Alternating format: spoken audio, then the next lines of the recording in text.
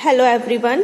Previous class में हमने अपना जो चैप्टर था next chapter physical property and molecular structure start किया हुआ था, जिसमें हम अपनी एक physical property optical activity finish कर चुके थे और उसके बेस पे कैसे मॉलिक्यूलर स्ट्रक्चर यानी कॉन्स्टिट्यूशन का पता लगाएंगे वो हम कर चुके हैं। हमने अपनी दूसरी प्रॉपर्टी स्टार्ट की थी डायपोल मोमेंट, जिसका हमने बेसिक्स कर लिया कि डायपोल मोमेंट क्या होता है, उससे बेसिक रिलेटेड टर्म्स। फिर हमने इंड्यूस्ड डायपोल मोमेंट के बारे में पढ़ा और इंड्यूस्ड डायपोल मोमेंट से हमने एक इक्वेशन निकाली थी, क्लासियस-मोस्टी इक्वेशन। आज उसी से आगे का पार्ट हम करेंगे, ठीक है। Next topic is effect of temperature on polarisation.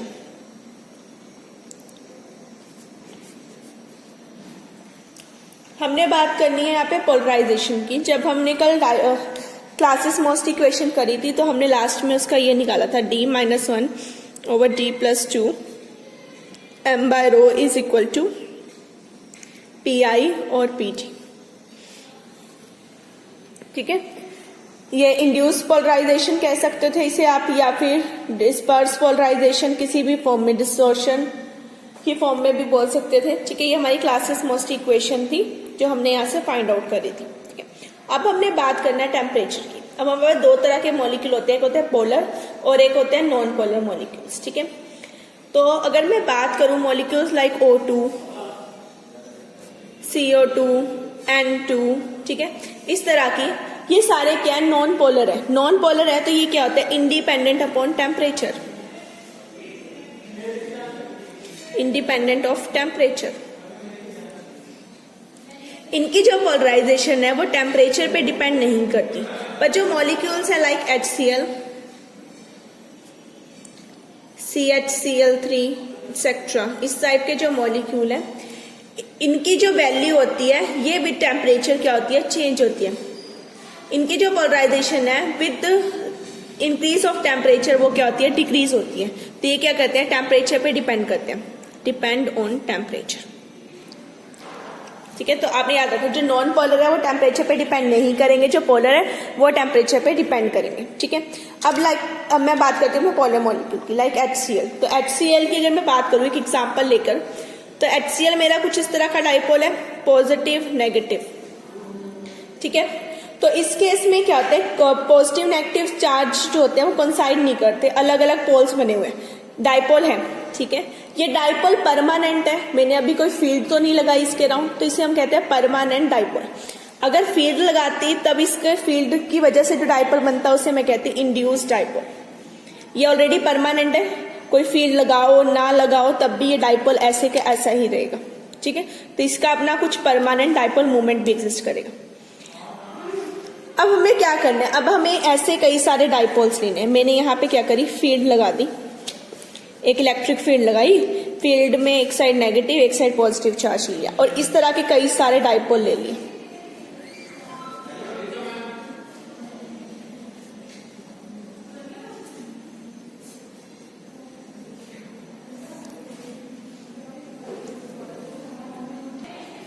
अब मैंने इन डाइपोल्स को एक इलेक्ट्रिक फील्ड में रख दिया। अब ये इलेक्ट्रिक फील्ड का काम क्या होगा, ये ऑलरेडी डाइपोल्स है तो इलेक्ट्रिक फील्ड यहाँ पर दो काम करेगी। दो काम कौन कौन से, पहली बात, इलेक्ट्रिक फील्ड का काम क्या होगा, इन्हें रोटेट करना और इन्हें रोटेट करके इनको ओरिएंट कर देना ताकि एक पर्टिकुलर ओरिएंटेशन हो, सारे के सारे पॉजिटिव इधर की साइड आ जाए और नेगेटिव डाइपोल की डायरेक्शन इधर आ जाए। तो एक तो इनकी ओरिएंटेशन चेंज करना, दूसरा इनको और ज्यादा क्या कर देना, पोलराइज कर देना। तो फील्ड के दो काम हो गए, एक तो होगी ओरिएंटेशन, इन्हें ओरिएंट करेगा, और दूसरा इन्हें और ज्यादा करेगा पोलराइज, ठीक है। तब ओरिएंटेशन में किसी ना किसी एंगल से उसे रोटेट भी करना पड़ेगा। ओरिएंटेशन कुछ इस तरह हो जाएगी कि सारे के सारे इस तरह से आ जाएंगे, ठीक है। तो दो काम हो गए, पहला काम ओरिएंटेशन, दूसरा काम क्या हो गया, और ज्यादा उसको पोलराइज कर देना। तो जो टोटल हमने फील्ड लगाई, फील्ड दो पार्ट्स में क्या हो गई, डिवाइड हो गई। अब जो मॉलिक्यूल है वो तो ऑलरेडी स्टेशनरी है, उसमें तो कोई मूवमेंट नहीं है और वो परफेक्ट डाइपोल भी है। तो पहली बात, फील्ड ने उन्हें क्या किया, कुछ एंगल से उन्हें रोटेट कर दिया, रोटेट करने के बाद एक पर्टिकुलर ओरिएंटेशन में वो आ गए, ठीक है। तो हम यहाँ से कह सकते हैं कि जो मेरी टोटल पोलराइजेशन है मैं उसे पी टी से रिप्रेजेंट करूँ। P T represent polarization, T represent total. ठीक है, दो काम कौन कौन से हैं? एक तो है ओरिएंटेशन और एक है और ज्यादा उसे पोलराइज करना। ठीक है, तो इंड्यूस हुई ना ये पोलराइजेशन, क्योंकि फील्ड में रखा, तो ये होगी induce molar polarization and orientation molar polarization, दो टर्म्स आ गए। ठीक है, तो इन दोनों के सम के बराबर आ गया। अब जो मेरी टोटल पोलराइजेशन थी वो किसके बराबर थी? मेरी क्लासेस मोस्ट इक्वेशन के बराबर, d-1/d+2 m/ρ इसके बराबर थी। ठीक है, तो मेरी टोटल पोलराइजेशन इस टर्म के बराबर है, which is equal to induce plus orientation. Clear? अब आते हैं इंड्यूस वाली टर्म पे। मैंने ये इंड्यूस वाली टर्म जब कल क्लासेस मोस्ट इक्वेशन निकाली थी, यहाँ पे देखो, this term is equal to 4/3 pi N alpha, तो मैं इसे 4/3 पाई एन अल्फा लिख सकती हूँ, ये इसके बराबर आ गया। ठीक है, अब आते हैं ओरिएंटेशन फैक्टर पे। और जब इस ओरिएंटेशन फैक्टर को स्टडी किया गया, इसे निकाला था डी बाय ने, तो इसे डी बाय ने जब निकाला तो इसकी वैल्यू आई 4/3 पाई एन, अल्फा की जगह आ जाएगा आपका μ²/3kT, इसे दिया था डी बाय ने। और ये किसने दिया था? क्लासेस मोस्टी ने।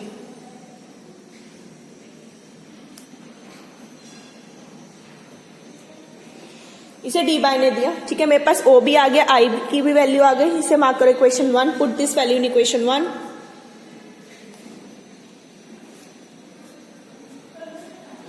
तो मेरे पास पी टी किसके बराबर आ गया? d-1/d+2 m/ρ, ये तो पूरी टर्म आ गई, is equal to P O plus P I, P O की वैल्यू पुट कर देती हूँ मैं 4/3 pi N μ²/3kT plus mu I की वैल्यू क्या है? 4/3 पाई एन अल्फा। डन। तो मेरे पास ये टोटल पोलराइजेशन की वैल्यू आ गई, क्योंकि हमने जब फील्ड में उसे रखा तो फील्ड में, क्योंकि वो एक ऑर्डर में अरेंज नहीं थे, तो उन्हें परफेक्टली ऑर्डर में लेकर आई फील्ड, तो थोड़ी सी वैल्यू वहां लगी, दैट इज ओरिएंटेशन फैक्टर।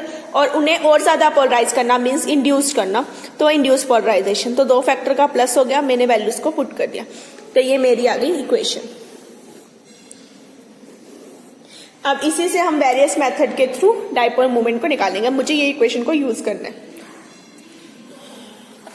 अब आते हैं मेजरमेंट ऑफ डाइपोल मोमेंट पे, नेक्स्ट टॉपिक।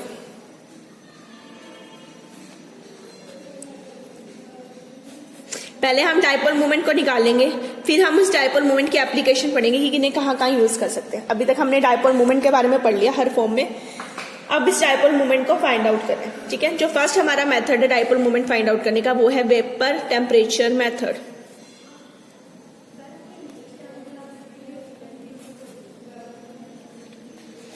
मैं अपनी पिछले वाली इक्वेशन जो पीटी वाली थी ना, मैं वही यहाँ पर दोबारा लिख रही हूँ, d-1/d+2 m/ρ is equal to 4/3 pi N alpha plus 4/3 pi N μ²/3kT।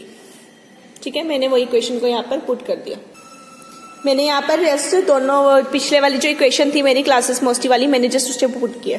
ठीक है, अब देखो पीटी इसके बराबर है, दैट मीन्स पीटी किसके बराबर है टर्म। अब देखो 4/3 पाई एन अल्फा, अल्फा क्या थी? किसी की भी पोलराइजिंग टेंडेंसी मॉलिक्यूल की, वो जब हम स्टडी करेंगे किसी पर्टिकुलर का, तो सब्सटेंस कांस्टेंट है, तो अल्फा भी क्या होगी? कांस्टेंट। तो पूरी टर्म कांस्टेंट है, मैं इसे ए लिख सकती हूँ, प्लस बी, ये भी सारी टर्म कांस्टेंट है। ठीक है, सिर्फ क्या वेरी करना है? टेम्परेचर। टेम्परेचर का इफेक्ट हम पीछे पढ़ चुके हैं, क्योंकि पोलराइजेशन उनकी क्या होती है? चेंज होती है विद टेम्परेचर, तो मैंने इसे टेम्परेचर को यहाँ वेरी कर दिया। मेरे पास ये इक्वेशन आ गई, मतलब मैंने ए किसे पुट किया? 4/3 पाई एन अल्फा को, और बी मेरा किसके बराबर है? 4/3 पाई एन μ²/3k। आप इसे 9k लिख सकते हैं यहाँ से। ठीक है, mark it as equation number 1। ठीक है, तो अब मैंने एक ग्राफ प्लॉट करना है पी टी और दिस, तो ये कुछ ऐसा नहीं है, y is equal to M X plus C, P T is equal to b/t plus a, that means y axis पे क्या पी टी और x एक्सिस पे क्या 1/t। तो ग्राफ प्लॉट कर दो। y एक्सिस पे लेना है आपको टोटल पोलराइजेशन और x एक्सिस पे क्या 1/t। तो हमारे को पता लग रहा है क्या आएगा? एक स्ट्रेट लाइन ग्राफ, क्योंकि स्ट्रेट लाइन इक्वेशन है,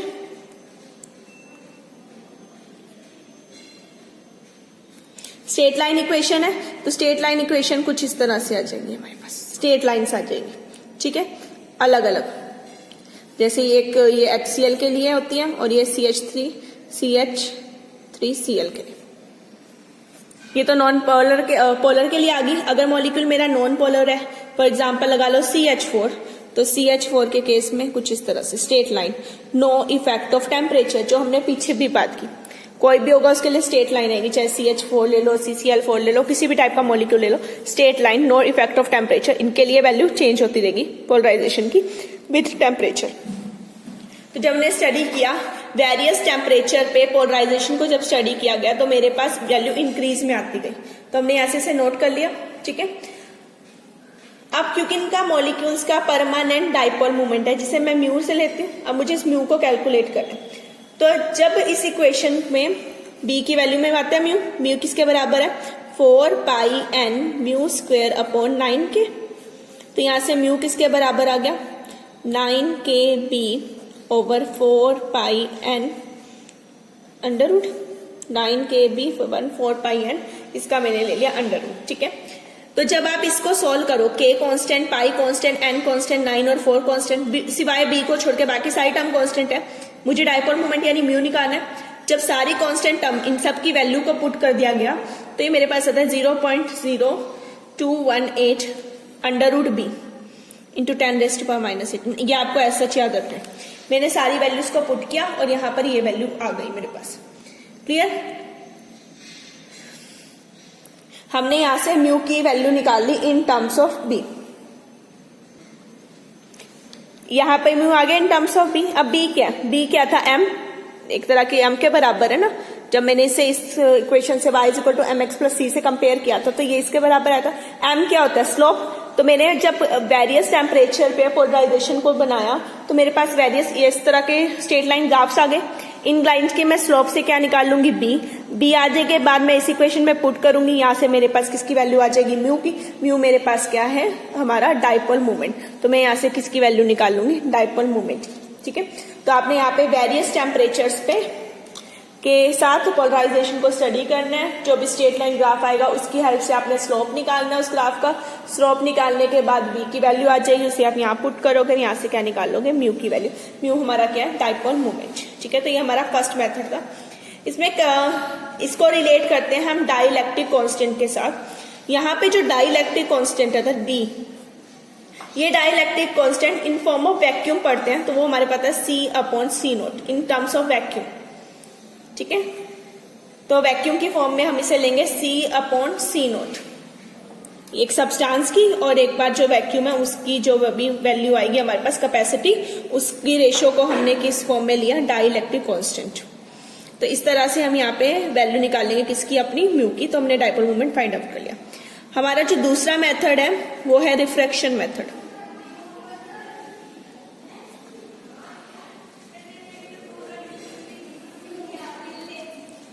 सेकेंड मेथड है मेरे पास रिफ्रैक्शन मेथड। अब मैं रिफ्रैक्शन मेथड को यूज करके अपनी पोलराइजेशन निकालूंगी। तो फिर से मैं अपनी इक्वेशन ले लेती हूँ जो मैंने पीछे ली थी, नॉर्मल वाली। क्लासेस मोस्टली लेनी है मुझे यहाँ पे, d-1/d+2m/ρ which is equal to 4/3πn alpha. ये मेरी नॉर्मल क्लास से मोस्ट इक्वेशन है। मैंने टोटल पोलराइजेशन की टर्म्स में नहीं लिया बल्कि इस टर्म में लिया। डन, ये मेरे पास आ गया। अब d क्या है, डाइलेक्ट्रिक कांस्टेंट है। उस डाइलेक्ट्रिक कांस्टेंट को हम पिछले मेथड में यूज कर चुके हैं, ठीक है। अब इसके बाद इस मेथड में हमने डाइलेक्ट्रिक कांस्टेंट को नहीं यूज करना। इससे पहले क्या हुआ, जेसी मैक्सवेल ने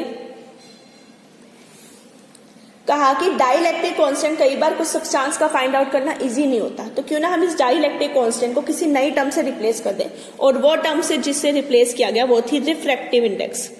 रिफ्रैक्टिव इंडेक्स आप लोगों ने फर्स्ट ईयर में पढ़ा था, टॉपिक भी था, प्रैक्टिकल भी था रिफ्रैक्टिव इंडेक्स का, जिसे इससे शो करते थे, ठीक है, रिफ्रैक्टिव इंडेक्स को। तो उन्होंने क्या किया, जहां जहां डी है उसको रिप्लेस कर दिया, रिप्लेस डी बाय डी यानी डाइलेक्ट्रिक कांस्टेंट विद दिस। ये हमारा कर दिया इसकी रिफ्रैक्टिव इंडेक्स वैल्यू। तो इसे मैं इक्वेशन 1 जो भी है 2 मार्क कर रही हूं। Put this in equation 2। जब मैं यहां पे रिप्लेस करूंगी तो मेरे पास क्या आ जाएगा,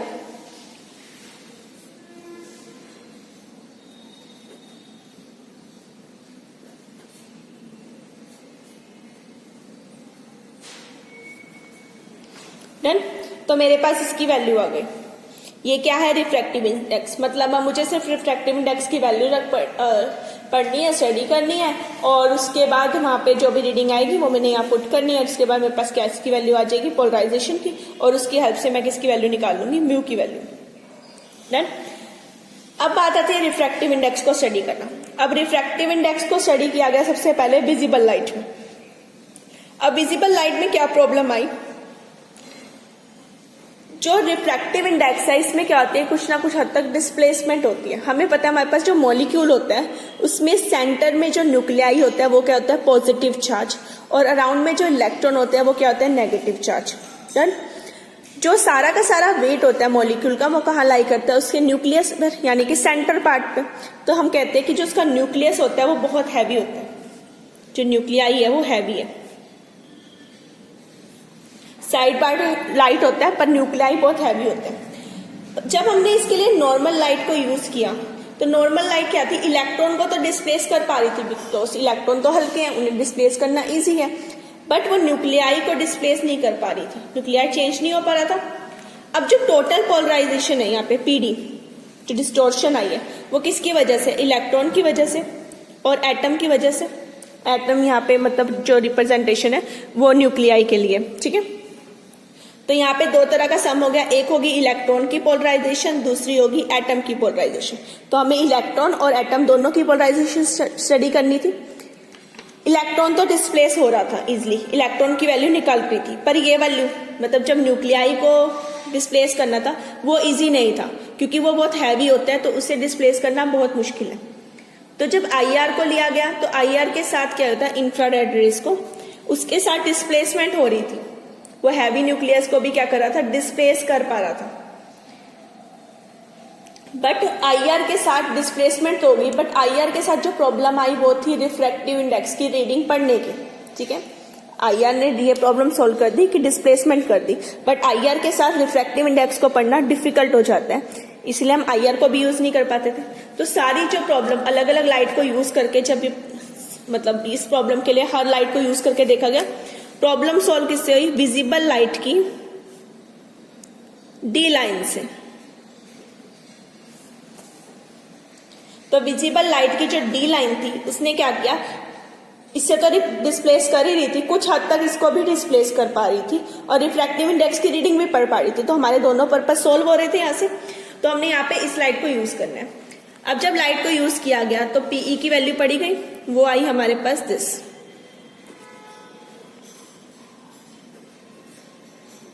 रिफ्रैक्टिव इंडेक्स पढ़ा, इसमें पढ़ा, पुट कर दी वैल्यू, तो मेरी किसकी वैल्यू आ गई? पीई की। इलेक्ट्रॉन की पोलराइजेशन मैंने निकाल ली।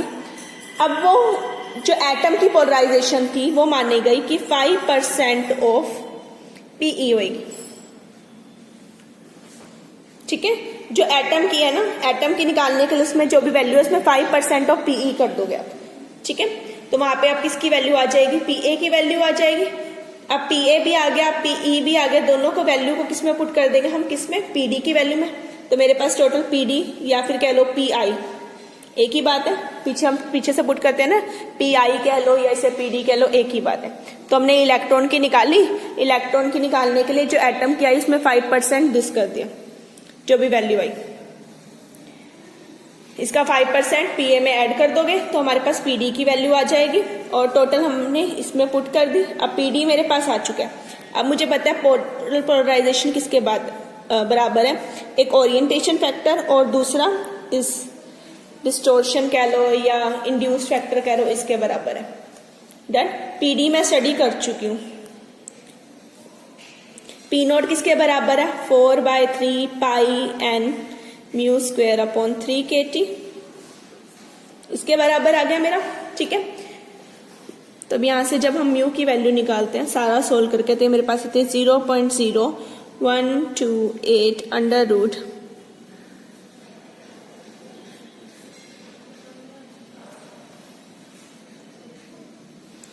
देखो हमने क्या किया, पीटी इधर लेके गए, पीटी माइनस पीडी किया।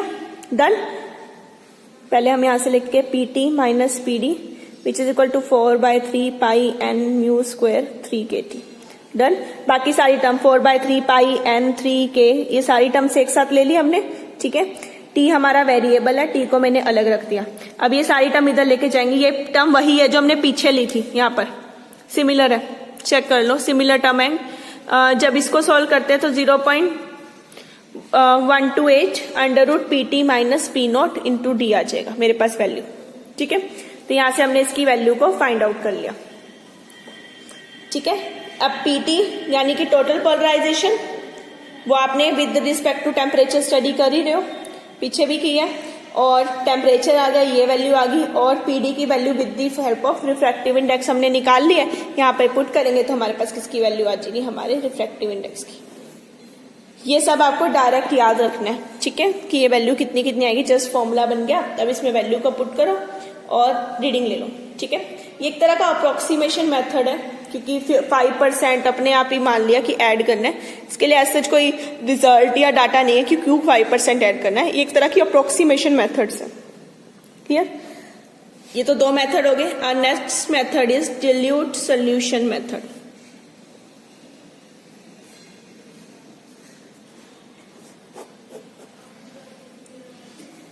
अब हमने क्या करना है, डिल्यूट सोल्यूशन मेथड लेना है। इसके लिए हमने क्या किया, जो हमारी वैल्यू थी एम की, एम को in terms of mole fraction हमने स्टडी किया। तो मैं यहाँ पी की वैल्यू ले रही हूं। अब क्योंकि मैं सोल्यूशन वैल्यू बोल रही हूं तो मैं इसे पी एस से रिप्रेजेंट कर रही हूं, तो वो मेरे पास है d-1 ओवर d प्लस 2। हम क्या लेते हैं हमेशा m बाय रो को तो एस सच रखना है, जो m है उसे हम लेंगे x1 m1, जो भी फ्रैक्शंस है हमारे पास इस टर्म में। ठीक है, तो ये मोलर पोलराइजेशन किसकी है, सोल्यूशन की, वो इस टर्म में आ गई, मोल फ्रैक्शंस की टर्म में। x1 x2 are the mole fractions, m1 m2 उनके रिस्पेक्टिव मासेस आ गए, हमने इस टर्म में इसे पुट कर दिया।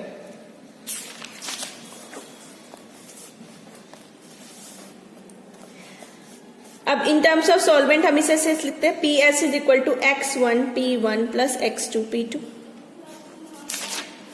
अगर मैं इसे अलग कर दूं तो ये अगर d-1 d प्लस 2, x1 को अलग कर दो, m1 बाय रो बिल्कुल p के बराबर है, तो p1 पुट कर दिया इसको, और दूसरी बार यहाँ पे देखो x2 अलग किया, d-1 d plus 2 m by rho, इसे मैंने क्या दे दिया p2। तो हम इसे इस फॉर्म में लिख सकते हैं। अब मेरे को किसी भी सोल्यूशन के लिए x1 x2 और उसके कॉरेस्पॉन्डिंग p1 p2 की वैल्यू निकालनी है और उसे इसमें पुट करना है और अपनी वैल्यू को सोल्व आउट कर लेना है। ठीक है, इसके लिए आप विद रिस्पेक्ट टू p को विद रिस्पेक्ट टू टेम्परेचर भी प्लॉट कर सकते हो, जैसे हम पहले करते आए, तब भी आप निकाल सकते हो। ठीक है, और अगर आपके पास नॉन पोलर सब्सटेंसेस आ रहे हैं उनकी निकालनी है, उनकी हेल्प से निकाल सकते हो। ठीक है, तो ये वाला जो मेथड है ये पर्टिकुलर सॉल्यूशंस के लिए। ठीक है, सॉल्यूशंस को इन टर्म्स ऑफ हमने क्या ले लिया, उनके मोल फ्रैक्शन में, और हमने इस वैल्यू को फाइंड आउट कर लिया। ठीक है, तो ये वेरियस मेथड थे जिनकी हेल्प से हम डाइपोल मोमेंट को फाइंड आउट कर सकते हैं। ठीक है, जिसमें हमने 3 मेथड किए, vapour temperature method, refractive index method और डिल्यूट सोल्यूशन मेथड, जिनका डाटा है जिसे आपको ऐसा याद रखना है।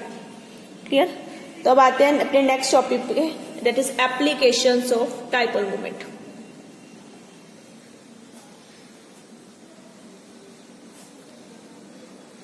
अब मुझे डाइपोल मोमेंट की एप्लीकेशंस पढ़नी है कि मैं डाइपोल मोमेंट को कहाँ यूज कर सकती हूँ। ठीक है, फर्स्ट एप्लीकेशन है for the polarity of molecule.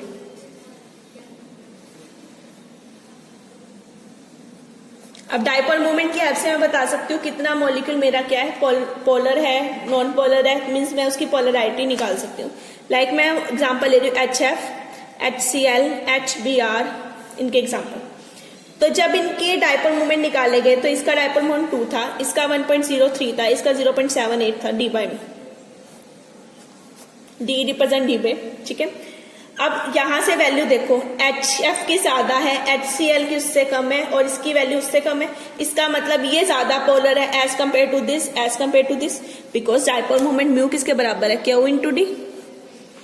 ठीक है, हमने यहीं से निकाला था ना डाइपोल मोमेंट, चार्ज तो सबके ऊपर बराबर है, डी क्या था उनका, डिस्टेंस। ठीक है, डिस्टेंस के ऊपर डिपेंड करनी थी वैल्यू।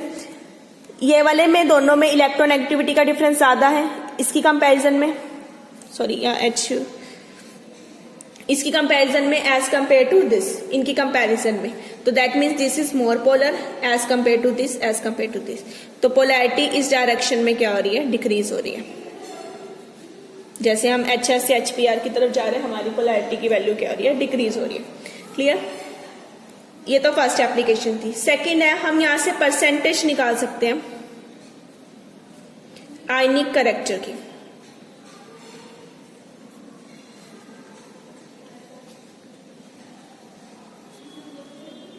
कितने परसेंट उसमें आयनिक कैरेक्टर है, मैं इसकी हेल्प से निकाल सकती हूँ।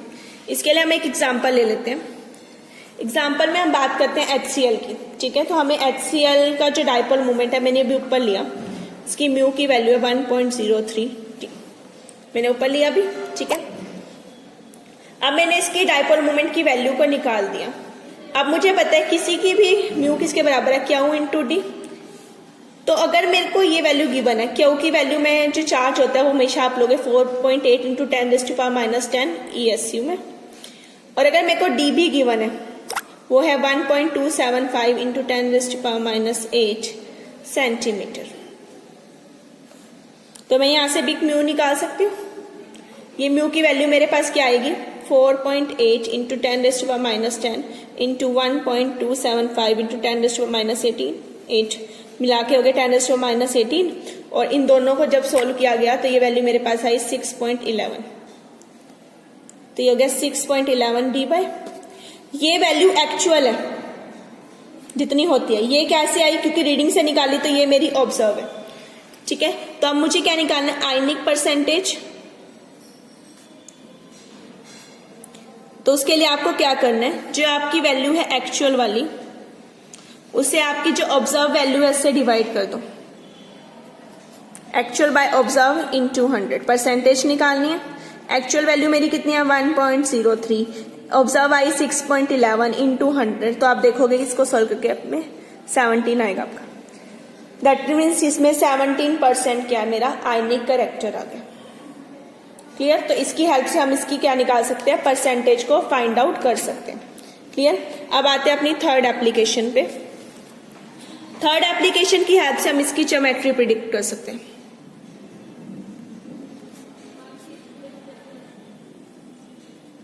मॉलिक्यूल्स की ज्योमेट्री कैसे निकाल सकते हैं। अब ज्योमेट्री निकालने के लिए हर तरह के लेंगे, diatomic, polyatomic, di, tri, tetra, इस तरह से। पहले बात करते हैं डायटोमिक।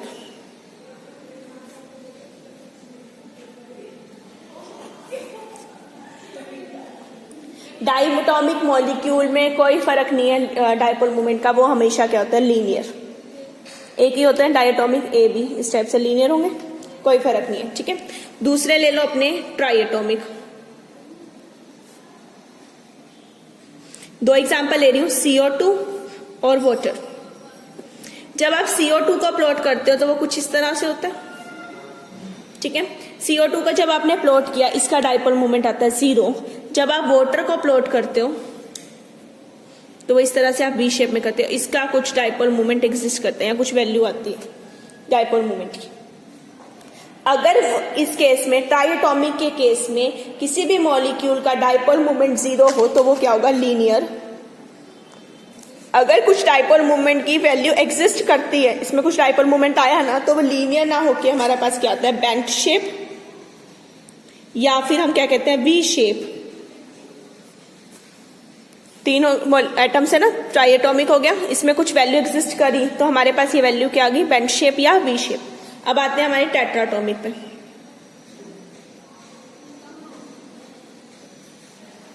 टेट्राटोमिक का एग्जांपल ले लो, मींस AB3 टाइप। एक मैं ले रही हूं BF3 और एक मैं ले रही हूं अमोनिया NH3। जब आप BF3 को स्टडी करते हो, इसका डाइपोल मोमेंट 0 होता है।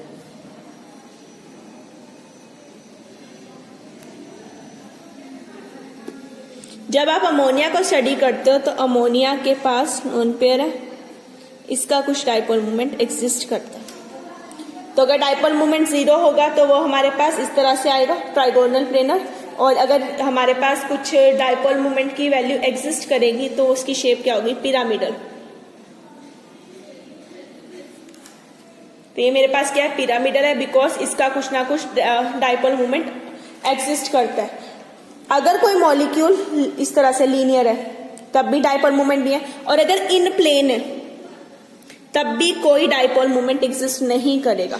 अगर वो आउट ऑफ प्लेन है तब उसका कुछ डाइपोल मोमेंट आएगा। अब इसमें दिखने में लगता है ना डाइपोल मोमेंट होना चाहिए, बट ये इन प्लेन मॉलिक्यूल है, इन प्लेन सारे एक ही प्लेन में आते हैं, इसीलिए इसका कोई डाइपोल मोमेंट नहीं है।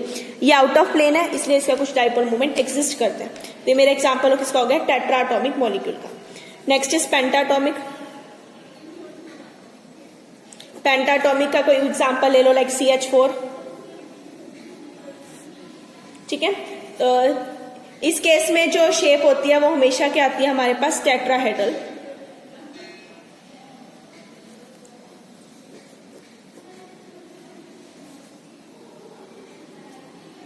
ये सारे इन द प्लेन होते हैं, तो इसलिए इन सबका डाइपोल मोमेंट क्या आता है, 0 आता है। तो with the help of dipole moment हम इस तरह से वैल्यूज को निकाल सकते हैं कि वो लीनियर आएगा, नॉन लीनियर आएगा, ठीक है, कैसी शेप आएगी वो इसकी हेल्प से हम फाइंड आउट कर सकते हैं। नेक्स्ट एप्लीकेशन है fourth, in differentiation, in differentiating cis and trans isomer. Cis मतलब सेम, ट्रांस मतलब अपोजिट। तो मैं एक डबल बॉन्ड की एग्जांपल ले रही हूं, ठीक है, मैंने इस पे H लिया, एक ये फॉर्म है,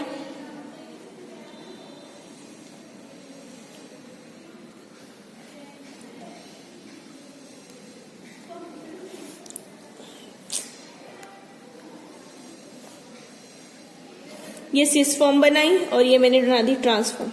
ठीक है, सिस फॉर्म की जब हम बात करते हैं, जो ट्रांसफॉर्म है, ये क्या होगी, एक तरह से नॉन पोलर होगी कि जितना डाइपोल मोमेंट इस डायरेक्शन में होगा उतना उसका, तो ट्रांसफॉर्म का जो डाइपोल मोमेंट है वो मेरे पास क्या हो जाएगा, 0। बट जो सिस फॉर्म है इसका कुछ ना कुछ डाइपोल मोमेंट एग्जिस्ट करेगा, पॉजिटिव वैल्यू आएगी। अगर कहीं पे मुझे 2 फॉर्म दी गई है, मुझे उनका डाइपोल मोमेंट फाइंड आउट करना है। अगर उसका डाइपोल मोमेंट 0 आ गया, दैट मीन्स वो ट्रांस आइसोमर है। अगर उसके डाइपोल मोमेंट की कुछ वैल्यू आ गई, पॉजिटिव वैल्यू, तो वो क्या है, हमारा सिस आइसोमर। ठीक है, नेक्स्ट है हमारे सेम, जैसे सिस आइसोमर में डिफरेंस किया, ऐसे in differentiating ortho meta para isomer, इनमें भी डिफरेंस करती है। कैसे, ऑर्थो मेटा पैरा आइसोमर बना लो, ये एक ऑर्थो आइसोमर होगा एक तरह से, ये मेटा, और ये मेरा आ गया पैरा। पैरा के केस में डाइपोल मोमेंट क्या है, सीधा 0 है, क्योंकि जितना इस डायरेक्शन में होगा उतना इधर हो जाएगा अपोजिट, माइनस, खत्म हो गया। ठीक है, इस केस में डाइपोल मोमेंट कुछ एग्जिस्ट करेगा। ठीक है, ये मेटा लिख रही हूं इसको, और इसको ऑर्थो लिख रही हूं, इसमें भी कुछ वैल्यू आएगी, बट ऑर्थो की वैल्यू ज्यादा होगी as compare to meta. Para तो 0 ही है, इस केस में फिर भी थोड़ा सा अपोजिट है, एक दूसरे को अपोज करे, बट इसमें पूरी की पूरी तरह ही रेनफोर्स कर रहे हैं, एक ही डायरेक्शन में, इसे हम बोलते हैं रेनफोर्स करना। तो इसमें कुछ वैल्यू आएगी, दैट मीन्स ऑर्थो की वैल्यू ज्यादा है एज कंपेयर टू मेटा, और पैरा की वैल्यू तो हमेशा 0 होगी।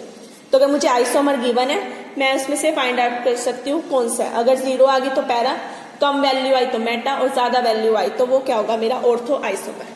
ठीक है, एंड लास्ट इसकी जो एप्लीकेशन होती है वो है to find possibility of resonating structure.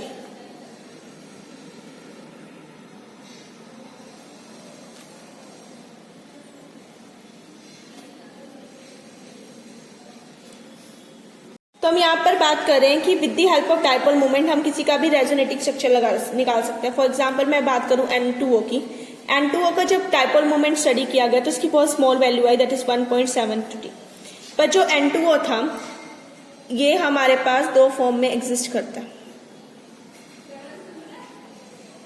जब इसके रेजोनेटिंग स्ट्रक्चर देखे गए तो इस 2 फॉर्म में आते हैं। ठीक है, और दोनों फॉर्म में चार्ज सेपरेशन आया, दैट मीन्स इनके ऊपर डाइपोल मोमेंट की वैल्यू हाई होनी चाहिए थी।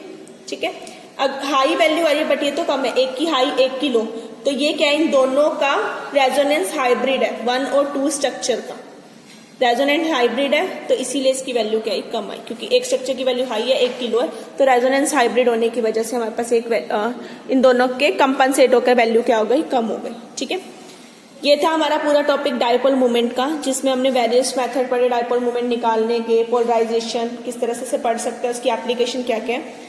अब इसी का एक न्यूमेरिकल देखते हैं। क्वेश्चन गिवन है आपको, डाइपोल मोमेंट निकालना है आपको HPR का, म्यू की वैल्यू फाइंड आउट करनी है HPR की।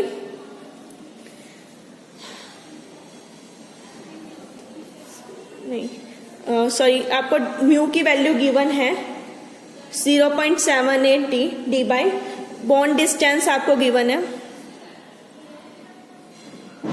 1.40 angstrom. Calculate the percentage ionic character, percentage ionic character की वैल्यू निकालनी है, ये आपको फाइंड आउट करना है। अब म्यू ऑफ HBr की वैल्यू आपको गिवन है 0.8, ठीक है, ये एक्चुअल है। अब ऑब्जर्व वैल्यू निकालनी है मुझे, उसके लिए फॉर्मूला कहता है Q इंटू डी। डी की वैल्यू आपको एंगस्ट्रॉन में दी हुई है, ठीक है, और Q की वैल्यू आप ले लो, चार्ज की वैल्यू 4.8 जो हमने अभी पीछे पढ़ी थी ना, 4.8 इंटू 10⁻⁻10 ESU, ठीक है। तो मैंने ये निकाल ली। आ गया, एंगस्ट्रॉन को हम चेंज कर देंगे तो ये आ जाएगा 1.40 इंटू 10⁻⁸ सेंटीमीटर। तो मेरे पास Q आ गया।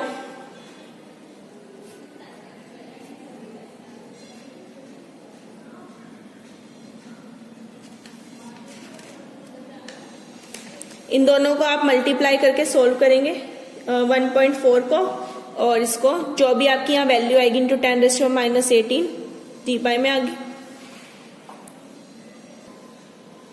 तो मुझे यहाँ 4.8 इंटू